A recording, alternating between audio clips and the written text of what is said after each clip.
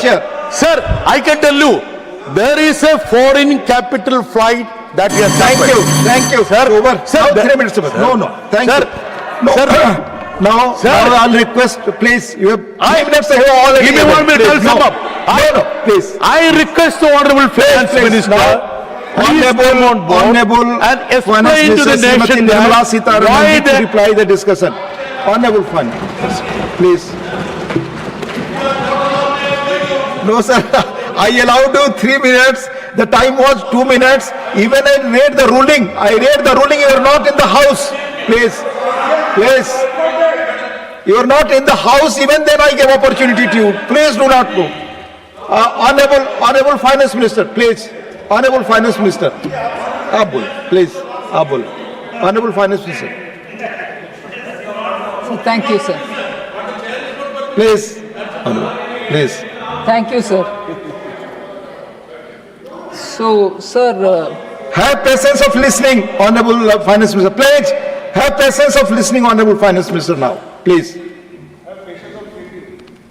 so thank you, sir. As I said, we are dealing with 3 different acts and their amendments. Because of the evolving global situation, sir, Income Tax Amendment Ordinance of 2026 was brought in sometime early June 2026. And in that, we had just 2 proposals in the ordinance. The 2 proposals were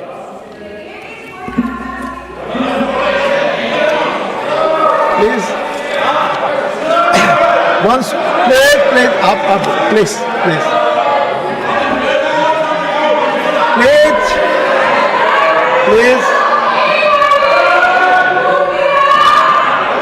Sir, that is, Please.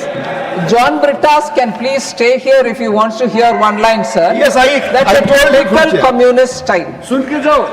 Blast everybody with not facts. Twist the facts and do something, and also demand my right, I have to speak, all that. And when actually the replies are going to be given to them point by point, they don't have the courage. Cowards! Communists in this country are total cowards. Member has proven that. They can't face facts, but they will go on filibustering, making noise. I have a right. They don't have a right to listen. When the reply is given, I feel like saying it's my right to stand up and reply. I honor every member for whatever they say and reply, taking their names. Honorable John Britta should stay here to hear the reply, because he has been creating confusion all over, not just here but in the country, because that's the tactics the communists adopt. Total lies, sir. I'm sorry, lies may not be parliamentary, untruths. So when I said there are 3 acts we are dealing with today, one is an ordinance which was passed on 5th, ordinance which was issued on 5th June 2026, in order that we can address some of the challenging global situations. And that ordinance had only 2 particular aspects. It was issued with 2 things. First was an exemption of capital gains and interest on investment in G6 to FIIs. So if FIIs were to invest in government securities, they would get exemption of capital gains and also exemption on the tax exemption on the interest for those investments which are made in the G6. So that was one thing on which that ordinance came out. The other aspect that the ordinance came out on was providing again exemption, tax exemption for capital gains and tax exemption on interest on investments again in government securities to the Bank of International Settlement. So the ordinance of 5th June 2026 had only these two issues, and now that ordinance will have to be made into a law or made part of the law. So we are coming with those two, but we are not coming with just those two. We are bringing in newer things as well, in addition, that is. So what are those newer things, sir? Again, keeping the global developing dynamic situation in mind, we have come up with a few more additional points which relate to taxation and other laws. So the first one, I'll be very brief about what are the additional things which are coming in. The first one is to extend the exemption period which are provided for foreign companies which provide capital goods equipments to a contract manufacturer. Take an example, sir, of some kind of a commodity which is being produced. But when producing that, they need certain tools or equipments to produce that. Those tools and equipments are not manufactured in this country, but they need that here. They may bring it here, use it here, and once the production is over, it may go back or it may be left behind, because they are specifically made and designed for the production of these kind of tools. So for them, the exemption of tax, the exemption from tax for those equipments which are uniquely for the manufacture of certain things that are produced in this country. So that with some conditions we are allowing that exemption. The conditions, I will just say one or two conditions which have to be satisfied for becoming eligible for those exemption is the ownership of such capital goods or equipment or tools remains with the foreign company. It cannot be transferred to the local company. Such capital goods and equipment or tools is under the control and the direction of the contract manufacturer who's manufacturing in this country. Third, the contract manufacturer should be company resident in India and located in a custom bonded area. And finally, the contract manufacturer produces electronic goods on behalf of a foreign company for a consideration. If he fulfills these conditions, they will be eligible for the tax exemption for those tools, for those machines which come uniquely for manufacturing those items. So what would this do? For instance, some of the items are laptops, all-in-one personal computers and tablets, servers, ultra-small form factor USFF as they say, sub-assemblies to the finished goods, and so on, sir. So this is aimed at getting larger ecosystem to come into the country, so that a specific manufacturing which is now giving good results for India can now get the entire ecosystem to India, so that that process of manufacturing is not a one-off item. So many other investments will come for providing additional support to that ecosystem itself and create employment, bring in newer investments and so on. So a larger ecosystem for enabling contract manufacturing for, not limited to, for mobile phones, laptops, personal computers, servers and related equipments which can be done in India. So that is one of the additional thing over and above the two ordinance related matter. The amendments are for this. The second one, sir, amendment of conditions of provisions providing exemption to a foreign company procuring data services from a specified data center. So this also comes with a lot of, and this exemption is provided up to the year ending 31st March 2047. Long-term certainty so that investments come. These are big ticket investments. They have to come with a certain certainty which can be provided to them. They also have a lot of such conditions. Now, what is the outcome that we are expecting by bringing this? The outcome that I'm expecting is to provide ease of doing business for companies, providing cloud services by way of procuring data center services in India. The amendment is also expected to enable much larger ecosystem, again, of Indian data centers, providing data center services to a foreign company. The reform will enable AI data cities in India and is expected to bring in significant investments for AI data cities in India. Sir, I want to add beyond the language of the Act itself, which I've partly narrated,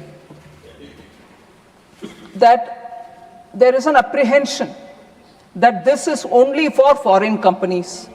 These kind of exemptions are not going to be available for Indian companies. It's not true at all, sir. I want to explain how. This will enable, sir, current data centers to expand their footprints and services for foreign cloud service providers. There are foreign cloud service providers, but there are very many Indian companies providing services to them. They also get covered. This will have the impact of large-scale expansion and setting up of hyperscale data centers in India. Also, the investments, the assets, this is a very critical and important point, sir. The investment, the assets, the employment, and also the profits which will rest with Indian companies on account of data center reforms. I repeat that line, sir. The investment, the assets, the employment, and also the profit will rest with Indian companies on account of the data center reforms. Another point, sir. The reseller entity of this foreign cloud service provider will also be an Indian entity. These taxes shall also come to India back again and will expand the reseller ecosystem. The exemption to the foreign cloud service provider is given till 2047 because data center is a long gestation asset and long working life. Investor makes heavy investment and in turn seeks certainty of tax treatment. So it is not just for foreign companies.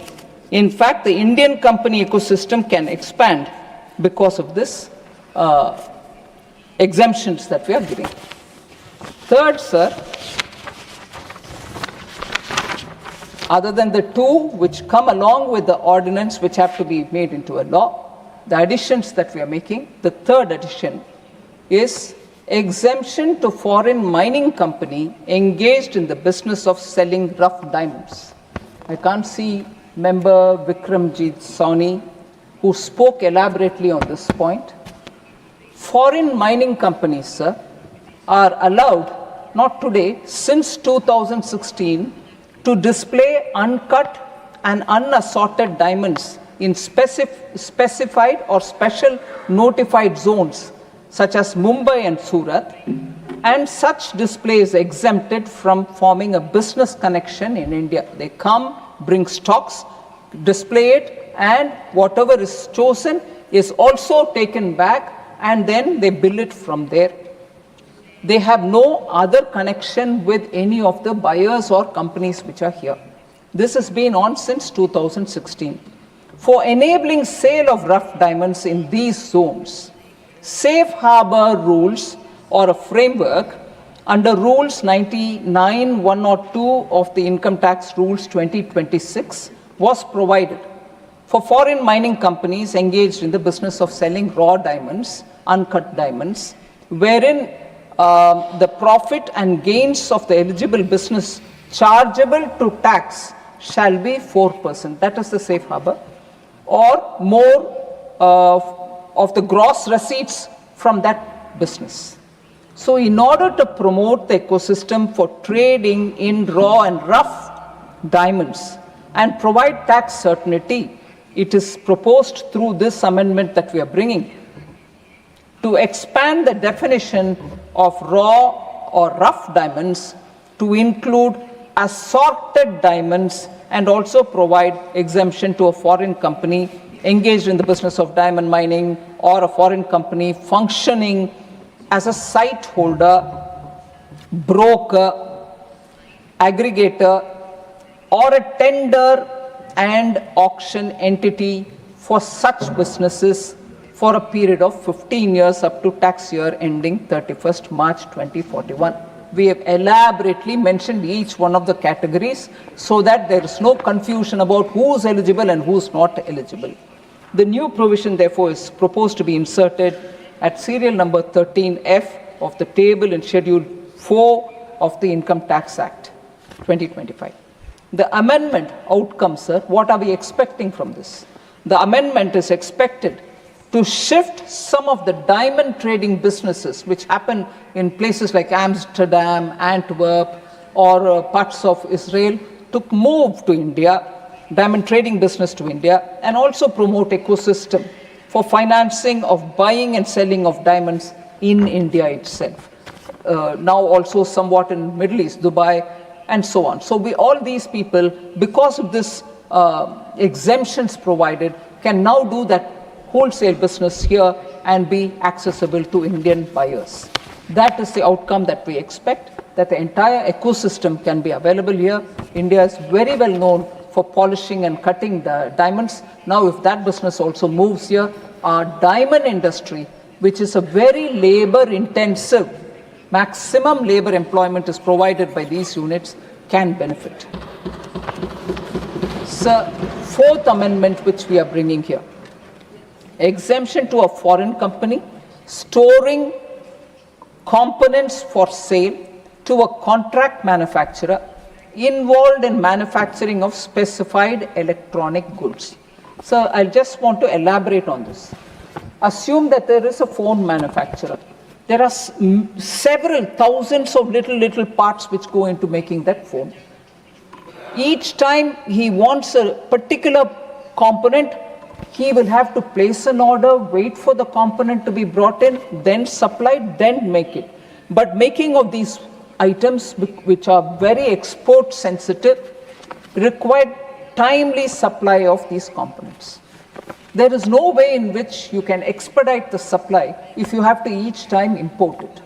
So among the industry, the idea was, if there was, unless they're keeping it in a ship in the high seas, instead of that, they could hold it within our borders somewhere close to the port, not as a ownership, it's in the ship or here, but immediately supplied to that particular notified manufacturer, that particular component, and whatever tax has to be paid will be paid.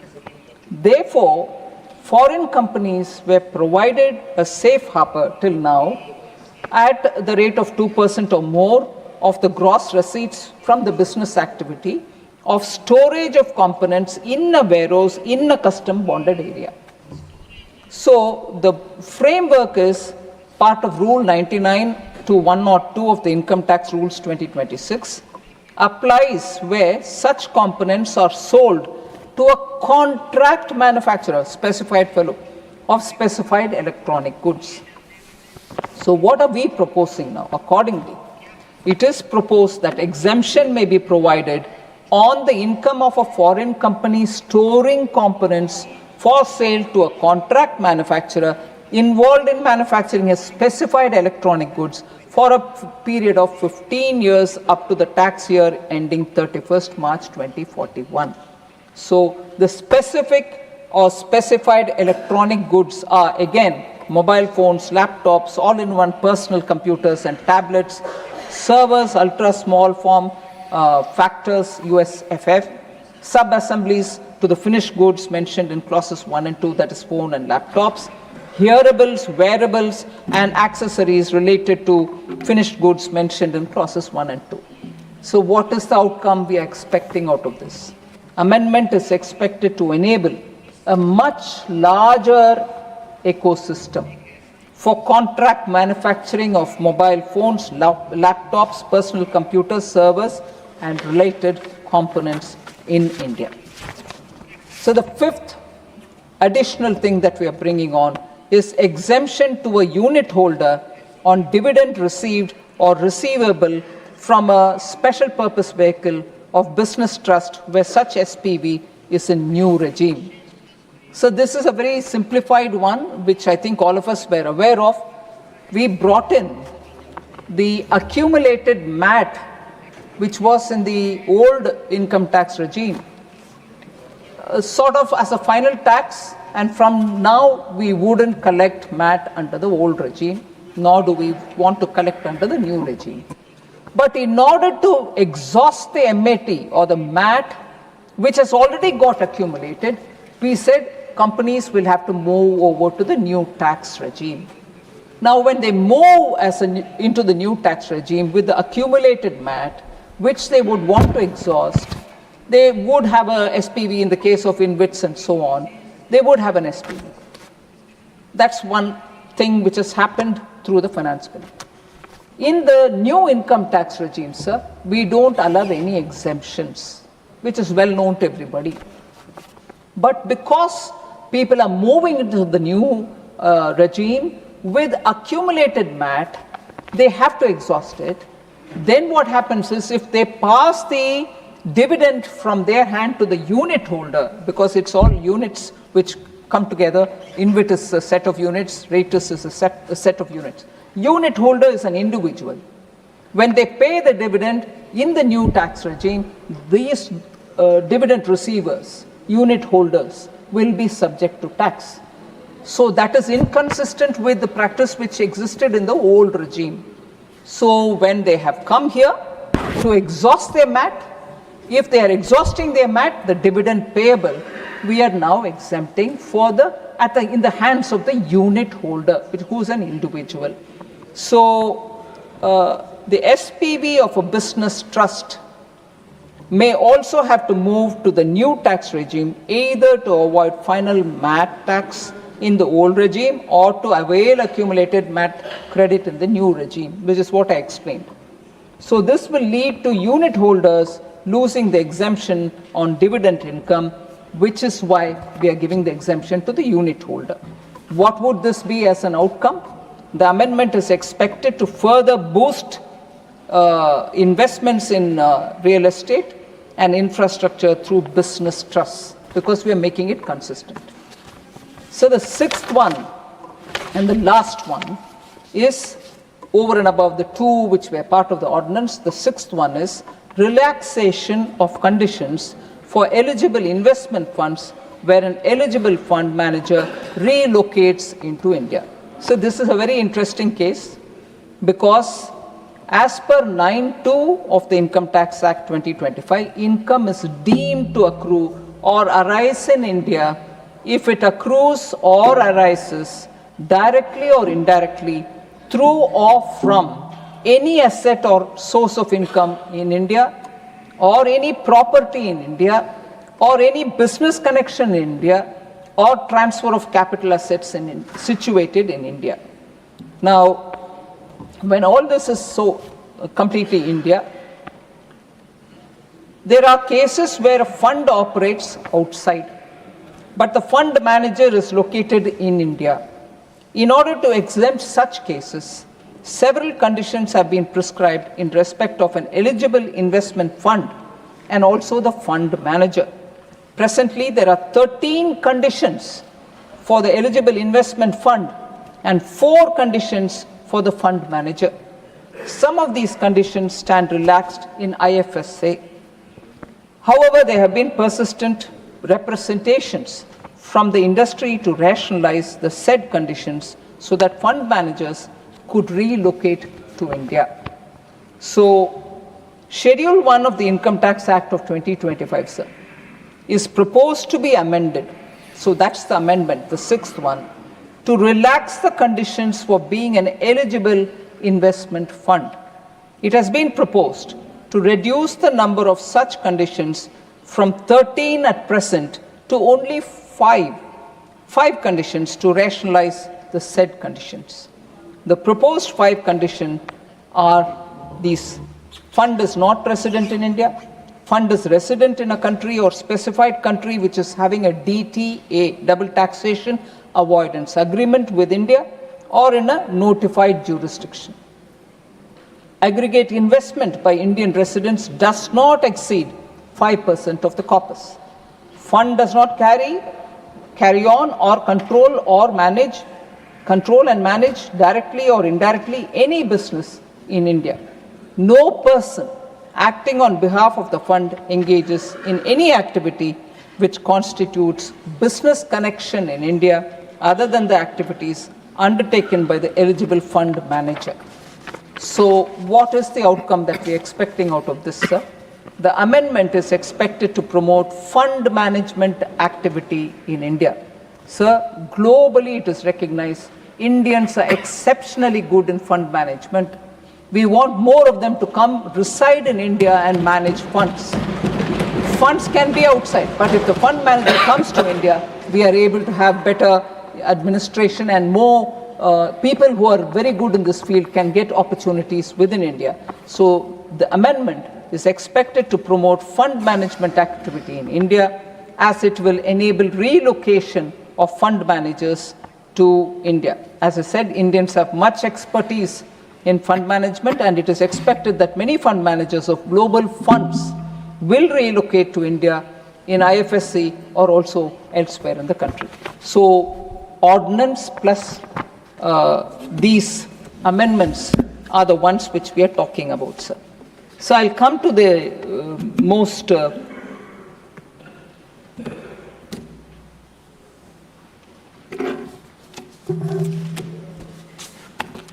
discussed and debated points, sir. On the UPI. First of all, what does this amendment do about the UPI?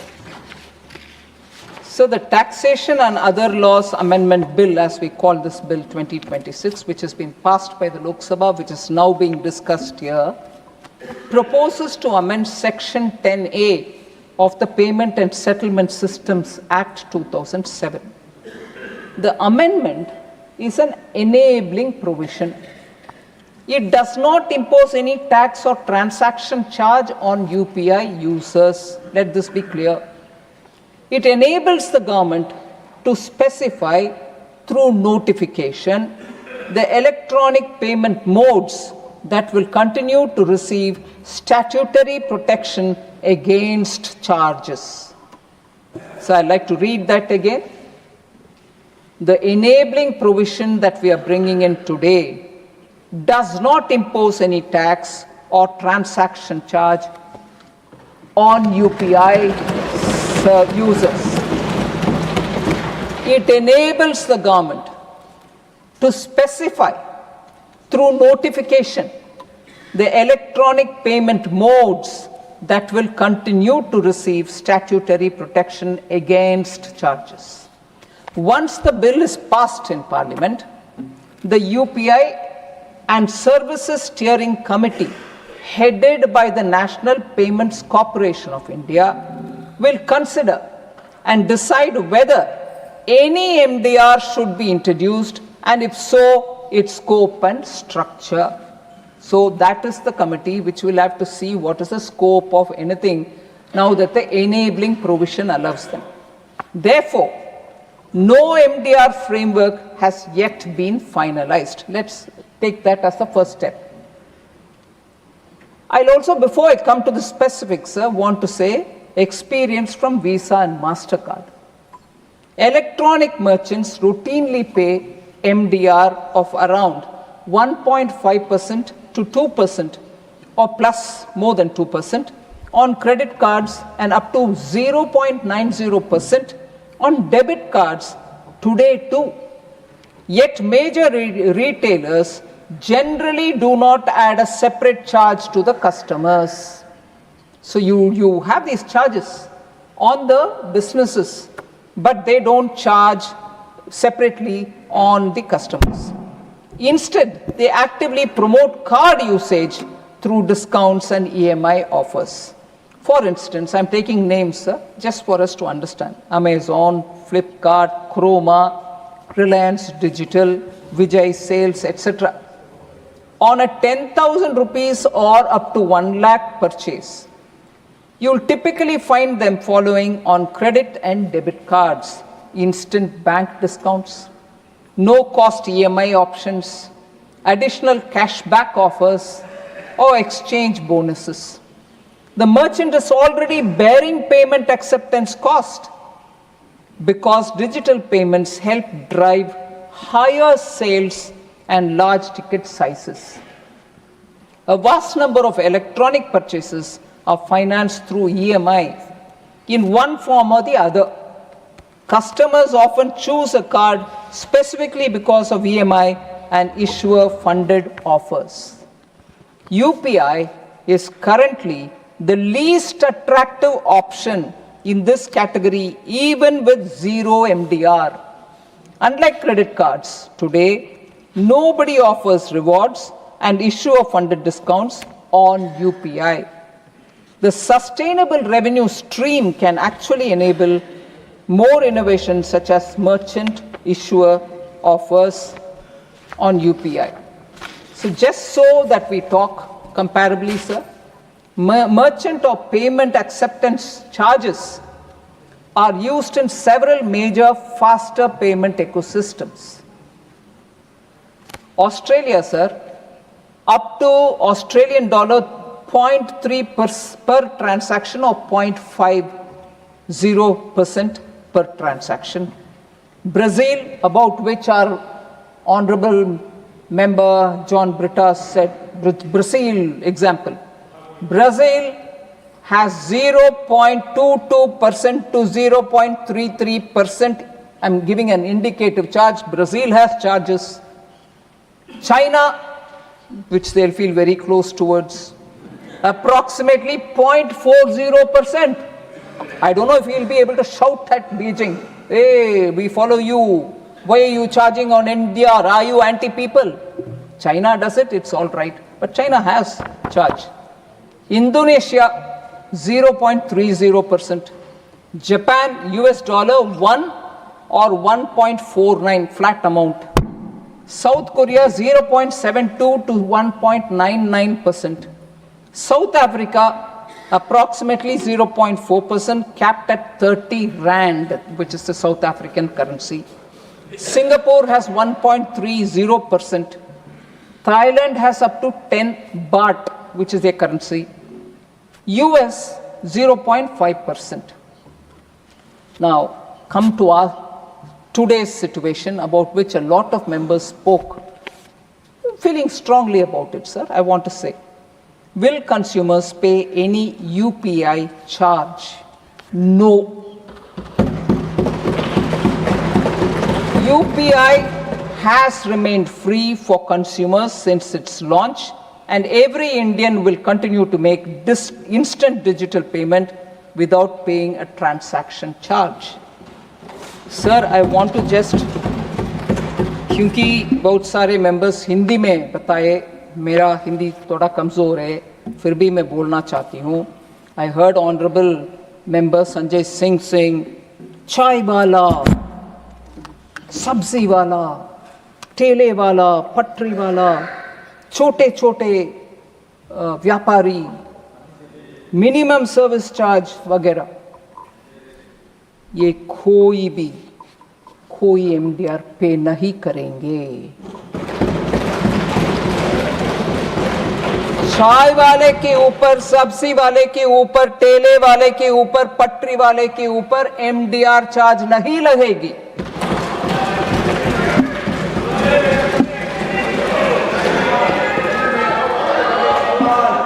Sir, छोटे merchants और kirana stores हमारे inclusive financial schemes और सरकार के ये बहुत बड़ा commitment है फाइनेंशियल इंक्लूजन का.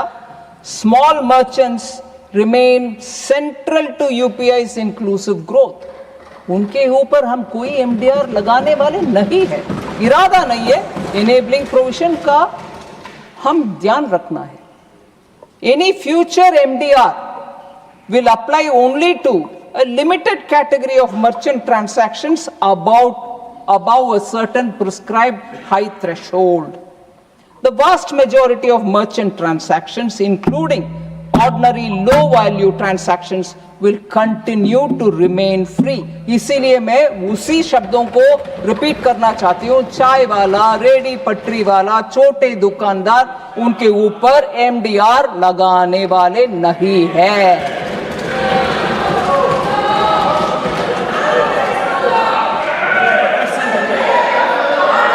Please. सर, ये बात हमारे कम्युनिस्ट दोस्तों के लिए अच्छा गाना जैसे मीठा मीठा लगने वाले थे, मगर वो नहीं है अभी। हाँ, उनको हम जाके बोलना चाहिए, भैया प्लीज इतना अच्छा खुशखबरी हम आपको दे रहे हैं, मगर बाहर जाकर दोबारा वही गलत फहमियां रगड़ रगड़ करके बोलना नहीं है। पार्लियामेंट में जब जवाब दे दिया, बाहर जाकर के गलत फहमी फैलाने वाले के ऊपर इस देश में कुछ प्रश्न उठाना चाहिए। मैं ये नहीं बोल रही हूं कानून बनाना चाहिए, कम से कम उनके ऊपर प्रश्न तो उठाना चाहिए। क्या है भाई, पार्लियामेंट में सुन लिया, एनपीसीए कल तो मीडिया में बोल दिए, डिपार्टमेंट ऑफ फाइनेंशियल सर्विसेज के द्वारा प्रेस नोट भी आ गए ना, फिर भी हम हमारे ही ध्वनि में जाएंगे, गलतफहमी कहां सर। आदत के मजबूर, केरल में भी साफ हो गए। हाँ, इसीलिए केरल में भी टोटल साफ हो गए। भारत देश में अभी कई कम्युनिस्ट का राज्य नहीं है sir. So the amendment does not contemplate a blanket charge on vegetable vendors, चाय वाले, फ्लावर वाले, ऑटो ड्राइवर्स, किराना स्टोर, किसी के ऊपर हम कोई इसमें नहीं।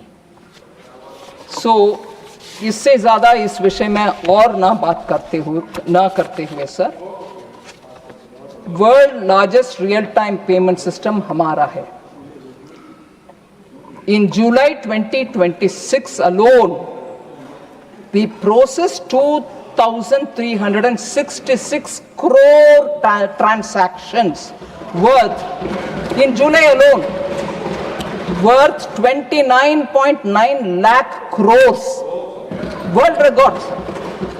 ये हमारा छोटे स्वनिधि व्यापारी या डिजिटल पेमेंट के द्वारा छोटे छोटे QR कोड्स रखने वाले, रेडी पटरी वाले, सब के देन है भारत देश का। उनके ट्रांसैक्शंस के द्वारा हमारी UPI बढ़ रही है। और हमारे ही स्पीकर शायद हमारे महाराष्ट्र से जो बात किए, धनंजय याद दिलाए हमें कैसे फॉर्मर वित्त मंत्री जी हंसी मजाक से हमारे देश में पावर है क्या, छोटे लोगों के पास इंटरनेट है क्या वगैरह पूछे थे एक समय पर। सब लोग उनके साथी हंस रहे थे। आज उसी UPI 2,366 करोड़ एक ही जुलाई 2026 महीना में ट्रांसैक्शन किए पूरे देश में चल रही है। हम इसका वैल्यू समझ रहे हैं और 11 देश में लाइव UPI आज भी अवेलेबल है, सिर्फ भारत में नहीं पूरे दुनिया में। इसीलिए मैं सभी मेंबर्स को ये बताना चाह रही हूँ, इस मॉडल को सस्टेनेबल रखना भारत देश के हित में, क्योंकि हमारे लिए ये बहुत बड़ा वरदान है और हमारे लिए ये बहुत बड़ा ताकत है। आज देश में बहुत विदेश में हमसे पूछ रहे हैं कि ये टेक्नोलॉजी हमें भी दे।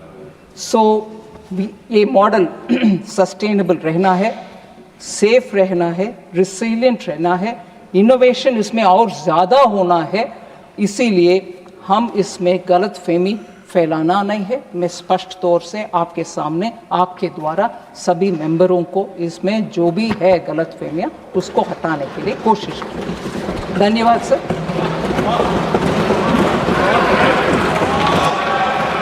माननीय सदस्यगण, नो यहाँ नहीं है।